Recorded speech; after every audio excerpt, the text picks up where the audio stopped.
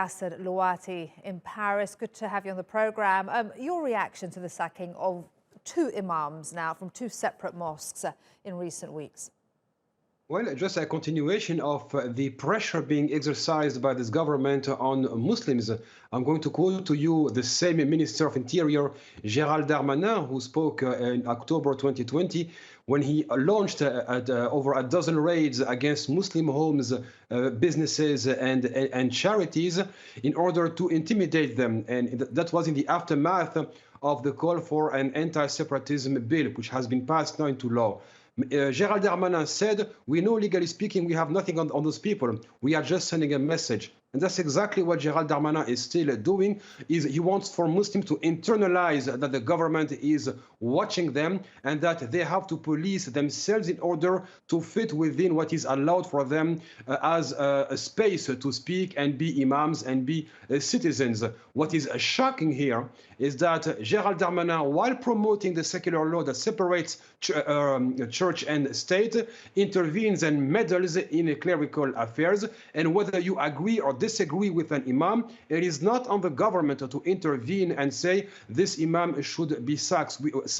We don't see the French government sacking rabbis when they call for crimes against Palestinians or when priests are accused of pedo crimes. And again, Emmanuel Macron is fully responsible for this, but now the question is, how will Muslims react to that? Indeed, and what has been the reaction so far, and what reaction are you expecting?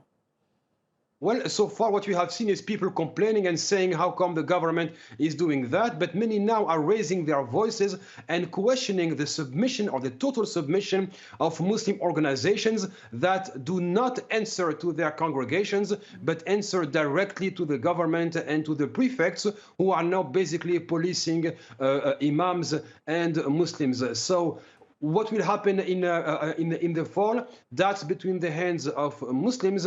But again, there are no signs that the future will be brighter for French Muslims when today, again, the government intervenes in mosques and wants Muslims to fear from applying their freedom of speech. And again, what that imam is reportedly to have said is exactly what the Minister of Interior the Minister of Education said about students who were wearing, quote unquote, these crop tops and clothes that reveal too much skin. So what is acceptable for the Minister of Education, Jean-Michel Blanquer, and unacceptable when an imam says it?